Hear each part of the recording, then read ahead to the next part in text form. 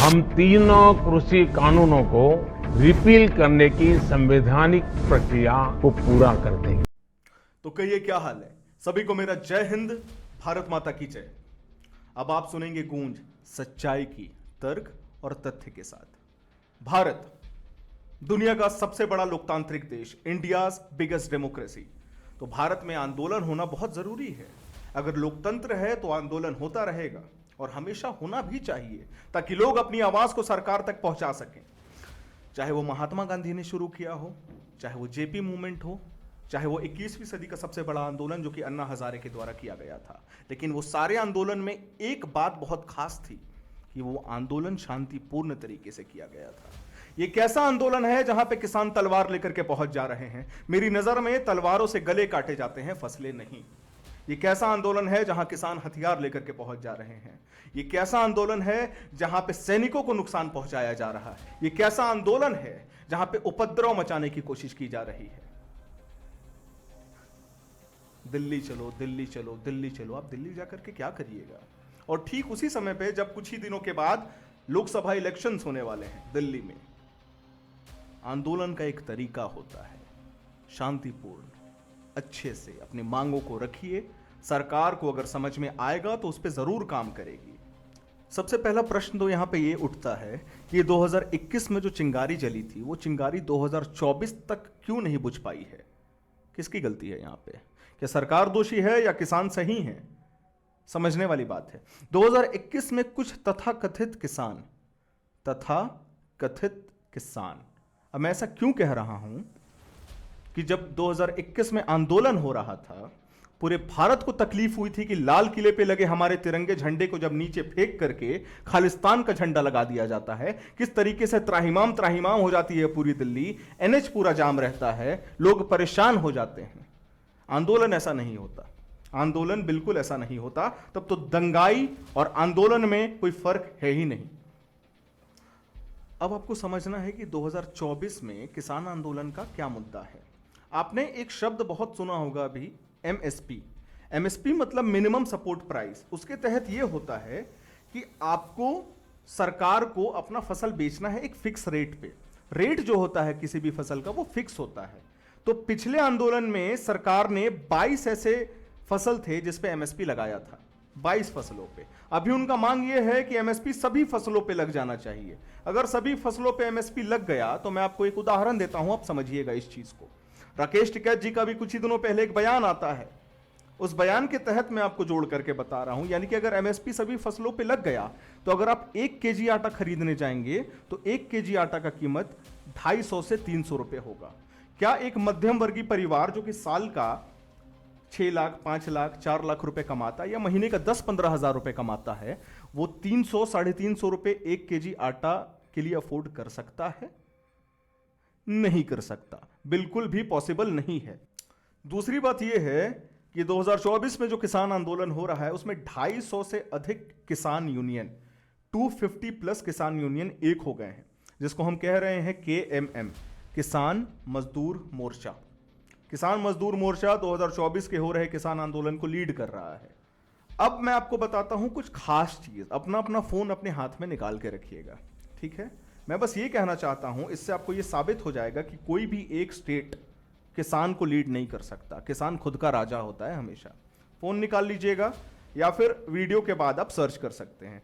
पूरे भारत में सबसे ज्यादा चावल अगर कोई स्टेट उगाता है तो वो है West Bengal, 146.05 lakh ton per year, 146.05 lakh ton हर साल चावल। पूरे भारत में सबसे ज्यादा गेहूं यानी कि वीट अगर कोई स्टेट उगाती है तो वो है यूपी और एमपी, मध्य प्रदेश और उत्तर प्रदेश, 50% पूरे इंडिया का। पूरे भारत में सबसे ज्यादा मेज अगर कोई स्टेट उगाती है तो वो है कर्नाटका, 15%। पूरे भारत में सबसे ज्यादा बाजरा अगर कोई स्टेट उगाती है तो वो है राजस्थान। पूरे भारत में सबसे ज्यादा शुगर केन अगर कोई उगा रहा है तो वो है यूपी, एमपी और कर्नाटका। पूरे भारत में सबसे ज्यादा तूर अगर कोई स्टेट उगा रहा है तो वो है महाराष्ट्र। पूरे भारत में सबसे ज्यादा ग्राम अगर कोई उगा रहा है तो वो है महाराष्ट्र। पूरे भारत में सबसे ज्यादा पल्सेस अगर कोई स्टेट उगा रहा है तो वो है मध्य प्रदेश। पूरे भारत में सबसे ज्यादा कॉटन अगर कोई स्टेट उगा रहा है तो वो है गुजरात। यहां पे कहां पे आपको पंजाब का नाम आया? मुझे भी ऐसा ही लगता था। एक शाहरुख खान की मूवी आई थी दिलवाले दुल्हनिया ले जाएंगे, वहां पे शाहरुख खान सरसों के खेतों के बीच में खड़े होकर के अपनी हाथों को फैला रहे होते हैं, तो मुझे ऐसा लगा कि शायद सरसों पंजाब में सबसे ज्यादा होता है, लेकिन नहीं, राजस्थान में सबसे ज्यादा सरसों होता है पूरे भारत में। मेरा बस ये कहना है कि किसान तो साउथ में भी हैं, किसान कर्नाटका में है, केरला में है, वेस्ट बंगाल में है, छत्तीसगढ़ में है, लेकिन वो आंदोलन क्यों नहीं कर रहे? वो आंदोलन क्यों नहीं कर रहे हैं? आपको क्या तकलीफ है? अगर मैंने आपको जो डाटा दिया अभी, चावल गेहूं तो सबसे ज्यादा यूपी में होता है, एमपी में होता है, चावल सबसे ज्यादा वेस्ट बंगाल में होता है, वहां के किसान जाकर के क्यों आंदोलन नहीं कर रहे? क्योंकि मुझे ऐसा लगता है जो किसान होते हैं ना, वो किसान अपने खेतों में काम कर रहे होते हैं, उनको पता है अहमियत समय का। ये कौन किसान है जो 4-4.5 करोड़ की गाड़ियों में लेकर के प्रोटेस्ट कर रहे हैं? मर्सिडीज, जी वैगन, लैम्बोर्गिनी और पता नहीं क्या क्या। मुझे समझ में नहीं आता इस चीज के बारे में, और शायद मैं जानना भी नहीं चाहता। मैं ये नहीं कह रहा कि वहां पे जो लोग उपस्थित हैं उसमें से कुछ किसान नहीं होंगे, बिल्कुल होंगे किसान, बिल्कुल होंगे वहां पे किसान उपस्थित, मैं ऐसा नहीं कह रहा। लेकिन क्या होता है ना कि जब आपको कोई मैनिपुलेट करता है किसी चीज को लेकर के, तो आप मैनिपुलेट हो जाते हैं। वहां पे जहां पे प्रोटेस्ट चल रहा है, कुछ मीडिया कर्मी गए हुए थे इंटरव्यू लेने, वहां के कुछ लोगों से पूछा गया कि एमएसपी क्या है, तो उनको यह तक नहीं पता है कि एमएसपी क्या होता है। कोई एमएसपी का कुछ बता रहा है, कोई एमएसपी का कुछ बता रहा है। चलिए आपको डबल स्टैंडर्ड्स का एक उदाहरण देते हैं। भगवंत मान जो इस वक्त पंजाब के चीफ मिनिस्टर हैं, जब वो पंजाब में अपनी सरकार बना रहे थे तो उन्होंने वादा किया कि हमारी पार्टी यानी कि आम आदमी पार्टी जब भी पंजाब में अपनी सरकार बनाएगी तो वो एमएसपी पूरी तरीके से लागू कर देगी, एक लेजिट कानून बन जाएगा एमएसपी का। सरकार बनने के बाद उनका स्टेटमेंट तुरंत बदल गया। वो कहती है नहीं, एमएसपी देना तो सेंट्रल गवर्नमेंट का काम है, स्टेट गवर्नमेंट का काम नहीं है। किस तरीके से मैनिपुलेटिव तरीके से अपनी बयान को चेंज किया जाए, ये कोई उनसे सीखे। अब आते हैं इस मुद्दे के सबसे अहम सवाल पे। सबसे अहम सवाल ये है कि किसान क्या चाहते हैं, उनका क्या डिमांड है सरकार से। उनका कुल 12 डिमांड है, आप स्क्रीन के ऊपर देख सकते हैं, और कुछ ऐसे डिमांड्स हैं जो मैं आपको बताने वाला हूं अभी। अब गौर करिएगा इस पे। कर्ज माफी किसानों के लिए और श्रमिकों के लिए, पूरा कर्ज माफ कर देना चाहिए किसानों का। दूसरा, मनरेगा को सीधे कृषि के साथ जोड़ना चाहिए, जिसपे एक किसान को 700 रुपए मजदूरी प्रतिदिन मिलेगी। तीसरा, किसानों के लिए भी पेंशन होना चाहिए कि अगर कोई किसान 55 साल या 60 साल से ऊपर हो जाता है तो उसे 10 से 15 हजार का पेंशन दिया जाए। अगर आप सोचिए कि इसी तरीके से हर इंसान पेंशन मांगने लग जाए तो क्या सरकार ये पूर्ति कर पाएगी? क्या सरकार पेंशन दे पाएगी सभी लोगों को? कल को तो इसी तरीके से कोई भी पेंशन मांगने लग जाएगा। ड्राइवर्स हो गए, कंडक्टर्स हो गए, जो साफ सफाई करने वाले कर्मचारी हैं, वो भी कहेंगे कि हमें पेंशन चाहिए। और इस देश में जो भी ये लोग काम कर रहे हैं वो देश की रीढ़ की हड्डी हैं, देश की उन्नति में इनका बहुत बड़ा बहुमूल्य योगदान है। अफसोस के साथ ये कहना पड़ रहा है कि जो हाल कश्मीर में था वो हाल अभी पंजाब में है। जो पहले कश्मीर हुआ करता था वो हाल अभी पंजाब का है। और अगर यही परिस्थिति, यही स्थिति रही तो आने वाला समय सही नहीं है पंजाब के लिए, बिल्कुल भी नहीं। मैं तो आपको 4 या 5 ही डिमांड बताया हूं पढ़ के, पूरा तो मैं बता भी नहीं सकता, मेरा सर दर्द देने लगेगा। यह डिमांड कभी पूरा नहीं हो सकता। फिर भी उन्होंने यह डिमांड कर दिया। WTO से आप वापस लेना चाहते हैं भारत को, पॉसिबल है? WTO से, वर्ल्ड ट्रेड ऑर्गेनाइजेशन से? कभी नहीं, कभी नहीं। कुछ लोग तो ये बयान दे रहे हैं आंदोलन में कि हम प्रधानमंत्री को मार देंगे, जान से मार देंगे। क्या ये सच में आंदोलनकारी हैं? ये वीडियो देखिए आप। आने वाले 2-3 साल में ना आपको खबर मिलेगी, मोदी जी मारे गए, मोदी जी मारे गए। आपको याद होगा कि वीडियो के स्टार्टिंग में मैंने आपको एक बात बोला था कि 2021 में यह आंदोलन शुरू हुआ, फिर 2024 में शुरू हुआ, 22-23 में क्यों नहीं हुआ?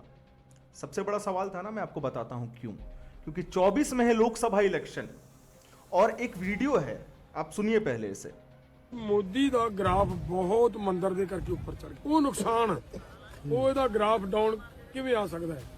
ਮੈਂ ਬਹੁਤ ਵਾਰੀ ਜਦੋਂ ਮੈਂ ਪਿੰਡਾਂ ਦੇ ਵਿੱਚ ਤਿਆਰੀਆਂ ਕਰਾਉਂਦਾ ਫਿਰਦਾ ਸੀ, ਬਹੁਤ ਵਾਰੀ ਲੋਕਾਂ ਨੂੰ ਇਹ ਕਹਿੰਦਾ ਸੀ ਕਿ ਮੌਕਾ ਬੜਾ ਥੋੜਾ ਹੈ, ਗ੍ਰਾਫ ਉਹਦਾ ਬੜਾ ਉੱਚਾ ਚੜਿਆ। ਦਿਨ ਸਾਡੇ ਕੋਲੇ ਥੋੜੇ ਆ, ਕੀ ਅਸੀਂ ਇਹਨੇ ਥੋੜੇ ਦਿਨਾਂ ਦੇ ਵਿੱਚ ਗ੍ਰਾਫ ਇਹਦਾ ਡਾਊਨ ਕਰ ਲਾਂਗੇ? ये वीडियो देख के आपको क्या लगता है, प्री प्लान्ड था या नहीं था? ठीक राम मंदिर का प्राण प्रतिष्ठा जब हुआ उसके बाद एक बाबा है जो ये कह रहे हैं कि मोदी का ग्राफ ऊपर जाने लगा था, हमें अच्छा नहीं लग रहा था, तो उस ग्राफ को हमें नीचे लाना है। पूरा तरीके से प्री प्लान्ड एक आंदोलन जो कि सोचा समझा साजिश था और जिसको करना जरूरी था क्योंकि अभी चुनाव आने वाली है। डिस्टर्बेंस क्रिएट करना है एक देश में, सबसे बड़ा आपको रीजन मैं बता रहा हूं, क्योंकि अगर इनका मांग उस समय पूरा नहीं हुआ था तो ये 2022 में भी बोल सकते थे, 2023 में भी बोल सकते थे, लेकिन इन्होंने नहीं बोला।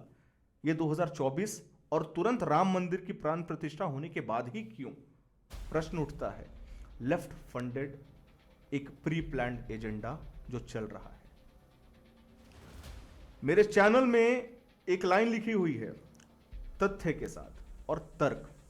मैं तथ्य के साथ ही बात करूंगा, मेरा कोई अपना पॉलिटिकल एजेंडा नहीं है। जो सच है, जो दिखता है, वो आपके सामने बोलता हूं और मुझे पूरी उम्मीद है कि आप इससे अपने आप को रिलेट कर पा रहे होंगे अभी तक। अंततः मैं बस इतना बोलना चाहूंगा, हमारे गुरुओं ने हमारे देश के लिए बहुत कुछ किया है, उसका कर्ज शायद हम अपने जीवन में कभी ना उतार पाए।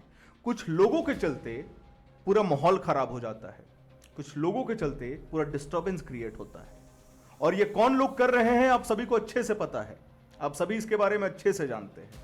मुझे इसके बारे में क्लैरिफाई करने की जरूरत शायद नहीं है इस वक्त। अब ये सवाल जो है वो मैं आपके ऊपर छोड़ रहा हूं, क्या यह आंदोलन सही है? क्या वो किसान सच में हैं? और अगर सच में क्या वो किसान हैं तो हथियार से किसी पर हमला करना, हथियार लेकर के घूमना सही है? ये सारी चीजों का जवाब आपको कमेंट में देना है। आप बताइए क्या सोचते हैं आप इस किसान आंदोलन के बारे में। बस एक ही निवेदन है आप सभी से, रिक्वेस्ट है मेरा, पॉलिटिकल चश्मा को नीचे उतार करके जवाब दीजिएगा। कोई पॉलिटिकल एजेंडा में जवाब मत दीजिए। जो सही है वो सही, जो गलत है वो गलत। तब तक के लिए जय हिंद।